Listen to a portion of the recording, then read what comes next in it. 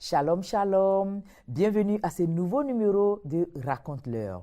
Aujourd'hui, nous recevons un invité dont le parcours semble atypique. En réalité, il porte plusieurs casquettes. Dictac la menace, Diggy Star, Digi de Jésus, Stanislas Broussou, autant de noms pour la même personne. Homme de Dieu, soyez le bienvenu. Amen. Pourriez-vous vous représenter de vive voix? Alors, déjà, à l'époque de Dictac la menace, c'était déjà le rappeur qui aimait le hip-hop, les baggy, qui était un fan de la musique rap. Après, lorsque je passe à l'étape de Diggy Star, c'était celui qui chante le R&B, le zouk, et qui était le lover.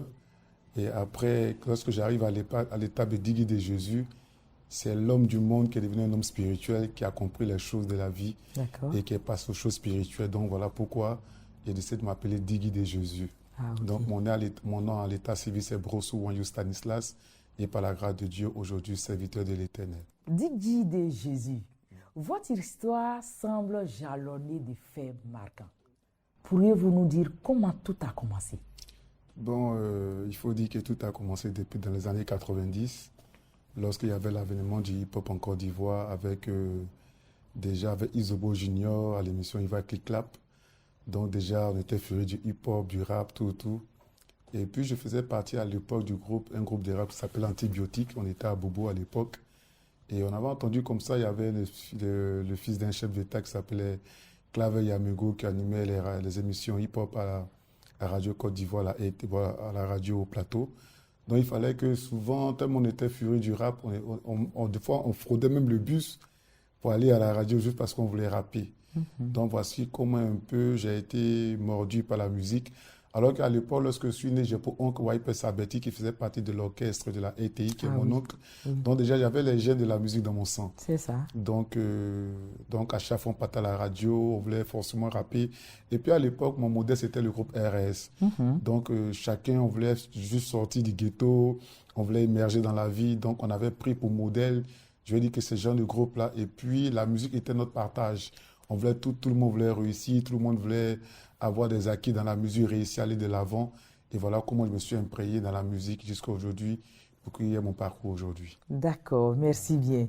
Mais est-ce que vous pouvez nous dire comment s'est passée votre première rencontre avec le Seigneur Jésus?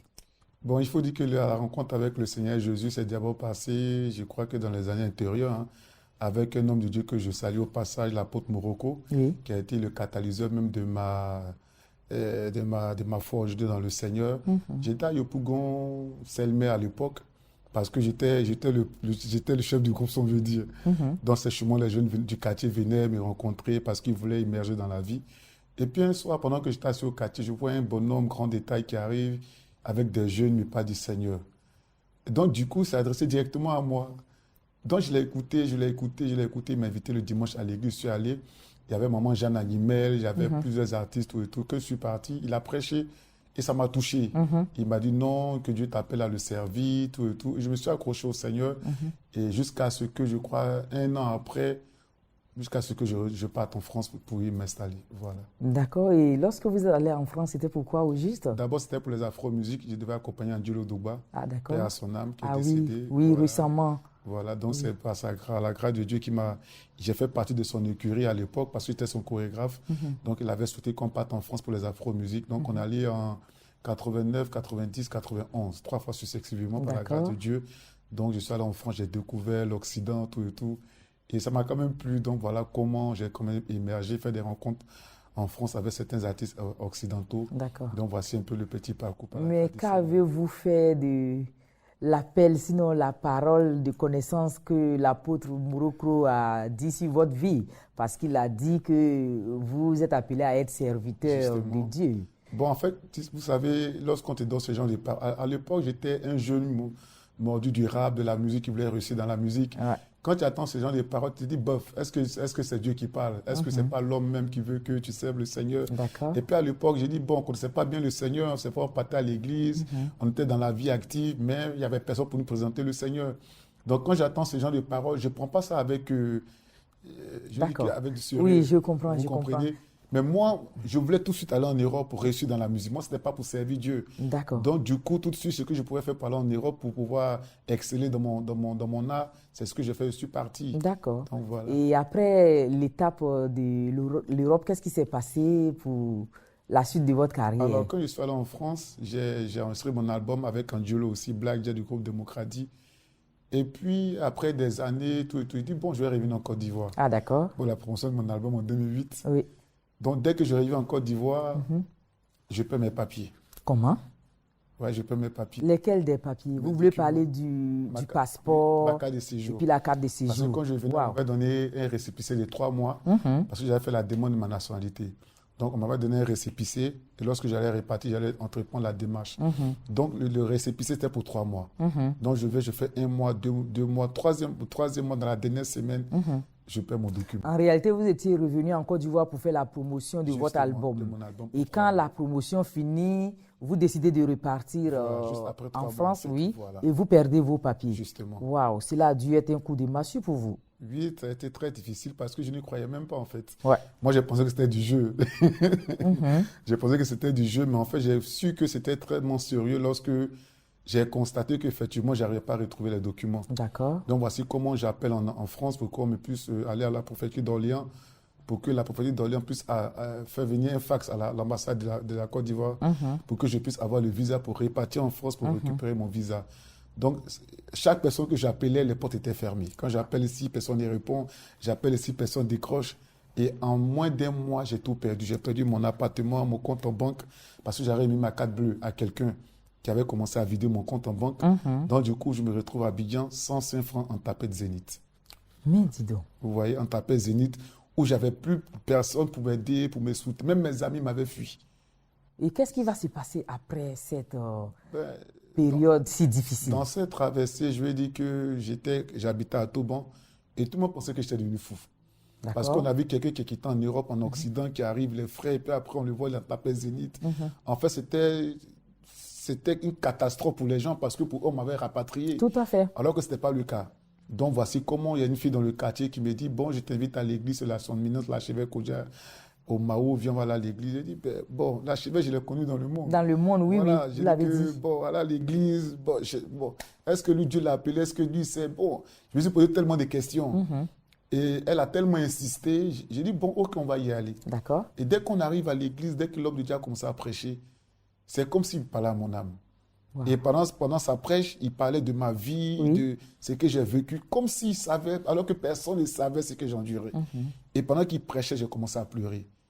J'ai tellement pleuré que je me suis dit, Seigneur, si c'est à moi que tu parles réellement, permets que je puisse repartir en France par rapport à mes enfants, par rapport à tout ce que j'ai laissé là-bas. Et après, quand il a fait l'appel d'âme, il a demandé à ce que tout le monde vienne au devant. Et ça, le devant de la chacun, il m'a vu, il a dit, dictac la menace, comment tu vas, bonne arrivée. Oui, parce qu'il vous connaissait dans le monde déjà. Oui. Il a souhaité que je parte à sa résidence. Donc, c'est là sa résidence. Oui. Et puis, on a eu un entretien, il m'a dit, est-ce que tu sais que Dieu t'a appelé à le servir? Waouh, cela fait la deuxième fois. La deuxième fois. Il me disait comme ça que si tu acceptes de servir Dieu, Dieu a fait des grandes choses avec toi. Et là, qu'est-ce que vous avez fait? Bon, quand il me l'a dit, ça a été la même attitude. Hein.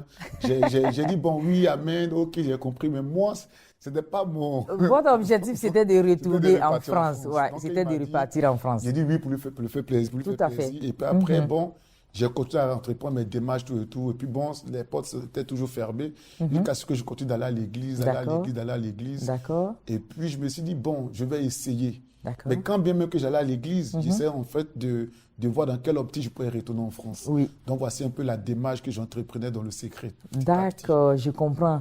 Homme de Dieu, quels ont été les facteurs déterminants de votre marche, de votre foi avec Christ?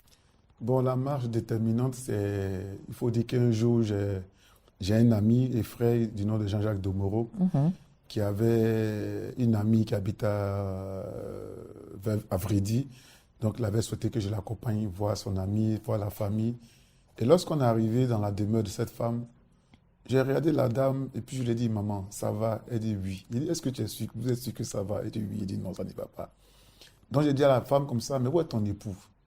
Elle dit, ça fait un moment que je ne suis pas mon mari parce qu'il a fugué, ça fait un long moment. J'ai dit, bon, est-ce que tu sais que le problème existentiel de votre foyer, c'est tel, c'est tel, c'est tel? Oui, effectivement, que dans le village de mon mari, on danse les masques, tout et tout. Je lui ai dit qu'il y avait une condamnation sur son mari. Mais est-ce qu'elle sait que si je prie, son mari va revenir? Donc la femme, elle était choquée, elle était offusquée. Elle s'est dit, mais mon mari va prier, tu vas prier comment? Moi, je vais à l'église. Pour que mon mari revienne. Pour que mon mari revienne.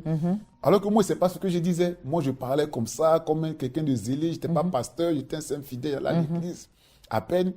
Et quand j'ai parlé de la sorte, elle dit, bon, d'accord, viens, tu vas prier. Et j'ai prié pour la femme. Je lui ai dit, pendant que je prie, je dis, Seigneur, on dit que tu m'as appelé. Moi, je vais tester si réellement tu m'as réellement appelé. Il dit, Seigneur, si tu m'as réellement appelé, je veux qu'avant la fin de la semaine, que le monsieur revienne dans sa demeure, dans sa maison. Donc, quand j'ai fini de prier, la femme m'a regardé, sa fille m'a regardé. En fait, mon ami Jean-Jacques Demoulou, il était choqué. Il était étonné parce qu'il ne m'a pas connu dans ce... Voilà. Donc, quand j'ai fini de prier, je vais à la maison le lendemain. La dame m'appelle. Elle dit, pasteur. Il dit, je ne suis pas pasteur. Elle dit, mais comment ça, tu n'es pas pasteur? Il dit, non, je ne suis pas pasteur. Il dit, ne m'appelle pas pasteur, je préfère que tu m'appelles mon fils. Elle dit, bon, d'accord, mon fils. C'est que je vais te dire, à l'heure où je te parle à l'instant présent, mon mari est à la maison. Alléluia. Donc, j'étais tellement choqué de ce qu'elle venait de me dire. Et je me dis, bon, si Dieu a fait ça, donc c'est que réellement, Dieu m'a réellement appelé. Voici comment j'allais prendre 21 jours de jeûne à fruits. D'accord. Donc, quand je prends les 21 jours de jeûne à fruits, je veux tester encore. C'est-à-dire que la puissance du Seigneur, parce qu'on me dit Dieu m'a appelé. Oui. Donc il faut qu'il y ait des preuves. Tout à fait. Il faut qu'il y ait j'ai mon intimité avec le Seigneur. Tout à fait. Et c'est comme ça, un soir, après une retraite spirituelle, je rentrais à la maison. Et puis, je vois qu'on avait attrapé une fille qui ne marchait même pas. D'accord. Moi, j'étais en débardeur avec mes tatouages, donc je passais. Et puis, j'attends une voix qui me dit, il était vers 23h par là, j'attends une voix qui me dit, fais demi-tour, va prier pour cette fille. Waouh. J'ai dit audiblement, c'est-à-dire que j'ai eu tellement peur. D'accord. Donc, je fais demi-tour. Moi, je me dis, mais attends, bon, moi, je suis tatoué. Oui. Bon, on sait que les gens regardent à l'apparence. Tout à fait, comme on le voit. Voilà, donc je me dis, mais comment ça va? Comment les gens vont prendre ça? Comment cette dame, elles auront la foi pour que je puisse prier pour elle? C'est ça. Donc, quand j'ai arrêté la fille, j'ai dit, arrêtez là, je vais prier pour elle, Dieu va la guérir. Oui. Donc, vous savez, lorsque tu te trouves dans ce genre de situation, tu as attristé, tu as alarmé, tout et tout. Donc, elle me dit, ok, il n'y a pas de problème. Queen Esther, femme de grâce, quand j'ai prié pour cette fille, oui. C'est pas pour dire que j'ai fait une longue prière. Hein. Oui. J'ai dit, Seigneur, si tu m'as appelé guérir cette femme. Oui. Maman, la dame s'est levée, elle a marché. Alléluia. Ça veut dire que même les filles qui accompagnent cette dernière étaient tellement choquées, mais tu pries où, pasteur? Je ne suis pas pasteur. Alors que Dieu est en train d'attester dans la boue de ces filles-là que j'avais réellement un appel sur moi. Parce qu'elles ont dit quoi? Pasteur. Ouais. Alors que moi, je fuis encore l'appel. Ouais. Voilà quelqu'un qui fuit l'appel. Et Dieu fait des miracles avec cette personne. Avec cette personne. Donc, quand j'ai vu ce deuxième miracle, je me dis, il faut que je prenne au sérieux ce genre de choses dans ma vie. Parce que comment j'ai pris conscience que Dieu m'avait réellement appelé. D'accord. Mais malgré ça encore, il cherchait à repartir en France. À repartir en France. Ah, d'accord. Voilà. Et pendant ce temps, vous continuez à marcher avec Christ chez l'archevêque Kodja Vincent. Comment se passe votre entrée à l'école pastorale? Bon, il faut dire que après tout ce qui s'est passé, son éminence, l'archevêque Kodja avait constaté que pour mieux me canaliser, il fallait que je sois dans une école pastorale pour pouvoir apprendre, puisque j'avais déjà l'appel de Dieu, pour pouvoir apprendre comment prêcher certaines choses par rapport à l'appel que j'avais sur ma vie. Tout à fait. Donc voici, par respect, par considération pour lui, j'ai accepté d'aller à l'école pastorale, parce qu'au départ, je ne voulais pas. Ouais. Donc, par respect, je suis allé à l'école pastorale. Une année après, je n'ai pas fini les cours. D'accord. Et pourquoi? J'ai fui parce qu'en fait, imaginez quelqu'un qui... Vous n'étiez pas dans votre milieu, non, en fait. En fait, je ne me retrouvais pas. Ouais. C'est comme si tu enlevais un poisson dans l'eau et tu le mets, c'est pas quelque part où il n'y a pas d'eau. Tout à fait. Donc, je ne me sentais pas de mon élément. D'accord. Donc, lorsque je suis allé à l'école, j'ai fait 6 mois et après les 4 autres mois, j'ai disparu. D'accord. J'ai disparu, on ne me voyait plus, tout et tout, on ne sait pas où j'étais passé. Et puis après, je suis revenu à la deuxième année. D'accord. Quand je suis revenu à la deuxième année, ceux qui étaient passés à la deuxième année sont devenus pasteurs, ils ont eu les diplômes, tout et tout. D'accord. Et moi, on a souhaité que je refasse ma première année. Oui, puisque vous n'avez pas terminé. Je n'avais pas terminé. Oui, Alors, c'est tout à fait normal. Ce qui m'a offusqué quand même pendant les cours, c'est que les jeunes qui me voyaient à la télé, à l'époque, tout et tout, me voyaient en classe, tout le monde se moquait de moi. Et les gens disaient, mais si c'est pas l'INSAC. Tout à fait. Ici, c'est pas l'INSAC, mais Oui. tu fais quoi ici? Les gens Oui. se moquaient de moi. Donc, du coup, ça m'a tellement choqué. Oui, Je me suis dit, bon, si les gens veulent se moquer de moi à ce point, je vais leur montrer qui je suis. tout à fait. Donc, voici comment j'ai pris à bras l'école pastorale. Oui. Et du coup, quand j'ai repris la deuxième année, Oui. dès que le professeur vient, Papa Naé, que Dieu te bénisse, qui était l'un de mes profs, dès qu'il donne, il dit, bon, qui peut prêcher aujourd'hui? Il dit, moi. On dit, bon, cours de grec. Digui, il dit, moi. Oui, Donc, ça fait que je connaissais le grec, l'alphabet grec de A à Z. c'est ça. Pendant que les autres titubaient. Oui, Quand on disait, bon, qui peut prêcher sur quel thème? Il dit, moi. Oui. Je viens, je prêche sur le thème. oui. Et donc, du coup, à la fin de l'année, ils savaient que je suis major. de ma promotion. Alléluia. Les hommes de Dieu avaient donc raison. Donc, ils avaient- Il y avait véritablement un appel sur votre vie. Voilà. Donc, moi, j'étais tellement choqué. J'ai dit, mais comment je peux être major de ma promotion? Donc, en fait, ça aussi, ça a été un facteur très, très important Ouais. dans ma marche avec le Seigneur. C'est ça. Et lorsqu'on nous a remis le diplôme, j'ai vu mon passé et mon présent pendant que j'étais arrêté à la chaire, pendant que je recevais mon diplôme. Ouais. J'ai vu mon parcours quand j'étais en France, quand j'ai failli mourir, quand je marchais d'Atoban, Palo, Maou à pied. C'est ça. Quand j'ai plus de voiture, quand les gens se moquaient de moi, quand j'enlevais mes dreadlocks, comment les gens se riaient. Ouais. Donc, j'ai tellement vu mon parcours pendant que je prenais mon diplôme. J'ai dit, enfin. Donc, je suis arrivé à ce stade de ma vie C'est avec ça. juste la volonté. C'est ça. Mais malgré là encore, je voulais repartir. Vous voulez repartir en France. Mais quand même, le Seigneur, lui, vous attend au tournant. m'attend au tournant. Et comment va se passer la véritable rencontre avec Jésus-Christ de Nazareth? Déjà, il faut dire que quand j'allais à l'école, après les cours, j'étais tellement attaché au Seigneur parce que je voulais voir tellement la gloire de Dieu pour qu'il puisse m'ouvrir les portes pour que je puisse retourner en France. Voilà comment, par la grâce de Dieu, j'ai pris 40 jours de jeûne à fruits. Ah, d'accord. Donc, quand je prends les 40 jours de jeûne à fruits, en plein songe, on m'a envoyé une attaque par derrière, D'accord. un chat. D'accord. Voilà comment je me retrouve en train d'agoniser. C'est-à-dire que je suffoquais comme ça. C'est ça. Donc, on m'envoie à l'hôpital, on me dit non, j'ai la cirrhose de foie, D'accord. mon foie à terre. Alors que dans le monde, je ne bois pas. Vous ne fumez pas Je non ne fume plus. pas. Waouh.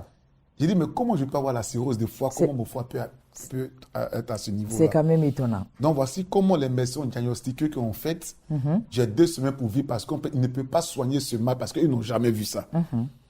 Donc, en fait, sur ce lit d'hôpital, ma mère est venue à l'hôpital, mon père est venu, tout et tout. Et tellement que les médecins ont diagnostiqué le mal que j'allais mourir 2 semaines pour vivre, mon père a fui. Mais dis donc, Parce que pour lui, c'est fini. Parce qu'il ne voulait pas que je meure devant lui. devant lui. Donc, ma mère restait avec ma petite soeur. Et Oh je là disais à là. ma mère comme ça, j'ai laissé la France pour venir en Côte d'Ivoire. J'ai laissé mes 2 filles. Si je meurs, c'est que Dieu a échoué. C'est vrai. Parce que je ne pense pas que je suis venu en Côte d'Ivoire pour mourir. C'est Donc, clair. il m'a dit de le servir. J'ai accepté de le servir. J'ai commencé. Mais Dieu ne peut pas m'enlever comme ça. C'est clair. Donc, pendant que je dormais la nuit, j'ai vu des personnes qui étaient en blanc. Et puis, ils sont venus me dire, mais qu'est-ce que ta maman fait ici? D'accord. Elle ne sait pas que tu es dans ton épreuve. Et puis, ils ont pris une barre de néon, puis m'ont tapé avec la barre de néon. Wow. Ils ont dit, reçois l'onction. Alléluia. En train de mourir sur le lit d'hôpital. Dans il dit, un songe. Oui, reçois l'onction avec la barre de néon. Donc, ça m'a tellement électrocuté Électrocuté, oui. que je me suis réveillé. Alléluia. Donc, quand je me réveille, puisque j'étais au 12e étage, je suis de Cocody, j'ai marché pour aller sur la dalle. Et puis, la voix me dit, tu vois tout ça? En fait, c'est comme si je parlais. Vous voyez comment je parle avec vous? Oui. En fait, c'était, si vous voulez, c'était la conversation que j'avais avec le Seigneur. C'est ça. Il dit, si tu me sers, regarde tout ça, je peux t'enlever. Alléluia. À la seconde. Ouais. Mais si tu me sers, tout ce que tu veux que je fasse pour toi, je le ferai. Mais à une condition, que tu acceptes véritablement de me servir. Et qu'est-ce que vous allez faire en ce moment? Donc, moi, je vais dormir. Oui. Donc, ma maman me cherche, elle ne me trouve pas. Parce qu'en fait, j'ai traîné pour aller jusque sur la dalle. Tout à fait. Donc, elle me retourne, mais qu'est-ce que tu fais ici? J'ai dit, non, je ne sais pas qu'est-ce qui m'a pris. Donc, je suis allé me recoucher. Quand je dors, je vois que, en fait, je marchais Oui. comme si j'allais dans un désert. Et puis j'ai vu des champs de blé. J'ai vu une lumière qui m'a éclairé dans le songe. Et puis je me suis réveillé. Quand je me suis réveillé, j'ai dit, Seigneur, si tu me guéris, cette histoire de France, cette histoire de musique du monde, moi je te sais. Alléluia. Et ça, c'était depuis 89. Waouh. Donc, 2 jours après, ils sont venus checker. On dit, la cirrhose de foie a disparu. Mais dis donc. On dit que la maladie a disparu. Jésus vous a guéri. Donc, pendant que j'étais sur l'île d'hôpital, en fait, quand quelqu'un venait me remettre de l'argent, je prenais cet argent-là pour aller soigner les autres malades qui étaient dans l'hôpital. Parce que vous étiez déjà guéri. Parce que moi, j'estimais qu'en fait, j'étais malade. Mais moi, j'ai fait ma prière à Dieu. Parce que pour moi, dans ma tête, je ne suis plus malade. Donc, l'argent que je devais prendre pour me soigner, moi, j'allais soigner les autres malades à l'hôpital. Donc, du coup, les médecins viennent me dire, mais toi, tu n'es pas encore guéri. Je dis, mais si, je suis guéri. Dès qu'ils ont checké, Alléluia. ils ont constaté que la maladie a disparu. C'est là maintenant qu'il fallait que je fasse la rééducation pour marcher parce que je ne marchais plus. Donc ça m'a pris 2 mois pour refaire ma rééducation. Et voilà comment, par la grâce de Dieu, dès que je suis sorti de l'hôpital, ça a été un déclic pour moi. Wow. J'ai laissé la France. Et j'ai laissé mes enfants 3 ans en France depuis 2008. Mes filles ont 18 ans aujourd'hui. Wow. Ils réalisent tous ces expériences encore répartis parce que j'ai décidé de servir Dieu. Mais pour quelqu'un qui a fui l'appel tous ces temps, on peut dire que c'est sur le lit d'hôpital que vous avez véritablement rencontré le Seigneur. J'ai rencontré le Seigneur. Et là, vous avez fait un deal avec le Seigneur. J'ai fait un deal. Pour décider, vous avez accepté enfin de le servir. Justement. Waouh, on revient de loin. En bonne et due forme. On revient de loin. D'accord. On revient de loin. Donc, quand je sors de là, je suis devenu fou.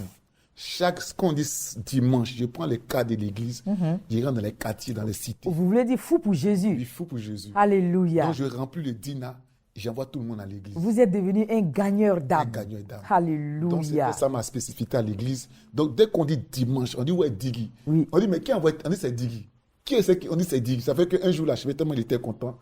Il m'a remis, je crois, c'est $100, bien $200. Oui. Il avait prêché un message. Et puis, tellement j'ai été touché, j'ai enlevé mes dreadlocks. Alléluia. On sent la transformation désormais. Justement. Vous avez enlevé vos dreadlocks. Parce que ça arrivait là. Voilà. Dès que j'ai enlevé, j'ai commencé à m'habiller en costard. Je ne portais plus les baguilles. Je m'habillais comme l'archevêque portait mes... C'est maintenant le serviteur de l'Éternel. On voit que là, vous avez accepté l'appel maintenant. Voilà, là, maintenant, Dieu va commencer à me tailler et je vais prendre conscience Alléluia. que tout ce que je cherchais, c'était vanité. Des vanités. J'ai commencé à m'investir dans l'œuvre de Dieu. Oh, Jésus est réel. C'est un témoignage merveilleux. Mais homme de Dieu, quel est le conseil que vous pouvez donner aujourd'hui à toutes ces personnes-là qui sont restés dans le monde et puis singulièrement ceux qui sont de votre milieu, votre ancien milieu, je voudrais dire. Déjà, la Bible dit que dans le livre de Genèse, verset 1er, qu'au commencement, Dieu a créé les cieux et la terre était informe et vide. Il y avait les ténèbres à la surface de l'abîme et l'Esprit de Dieu se mouvait au-dessus des eaux. Amen. Le constat que je fais, c'est qu'on veut tout faire sans Dieu. Ouais. Alors que ce que les jeunes doivent comprendre, c'est qu'il faut que Dieu soit l'épicentre de ta vie. Amen. Parce je suis d'avis avec vous. J'ai voulu faire les choses de mes propres forces. Maman de grâce, Reine Esther, aujourd'hui, j'ai accepté de servir Dieu. Mais aujourd'hui, ce sont les gens de l'Occident qui m'appellent. Alléluia. On veut t'aider pour que tu viennes. Alléluia. Les gens qui sont aux États-Unis.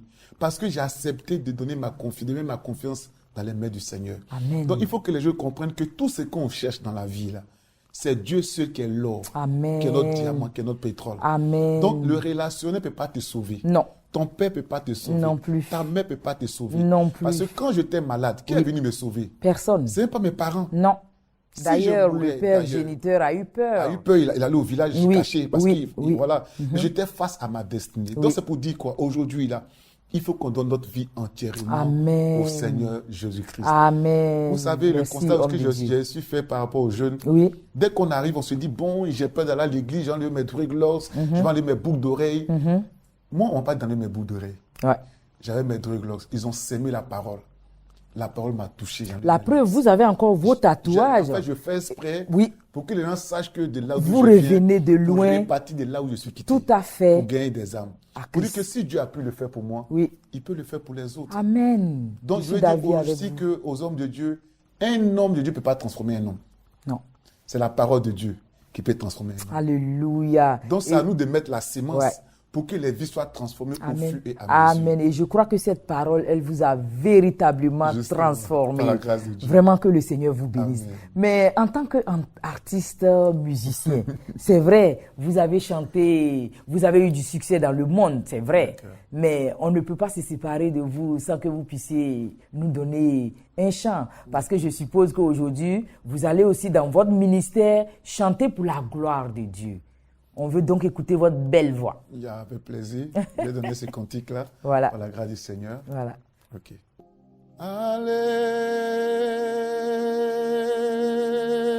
Allez, raconte-le. Aïe, oh, Adonai, Adonai, yeah. Adonai, tu es ma vie. Comment ne pas te magnifier, Maman Queen Esther, que Dieu te bénisse. Adonai, Adonai, Adonai, Adonai, raconte-le. Donne ta vie à Jésus, il est l'Éternel des armées. Oh, tu guides Jésus, te parle.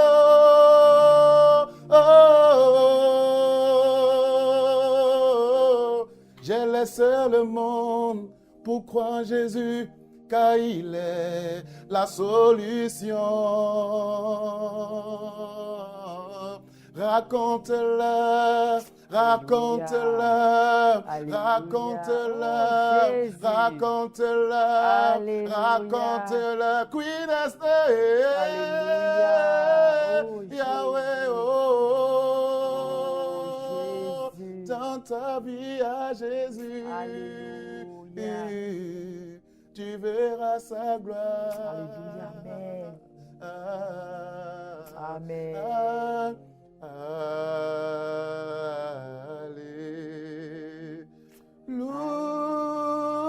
Alléluia.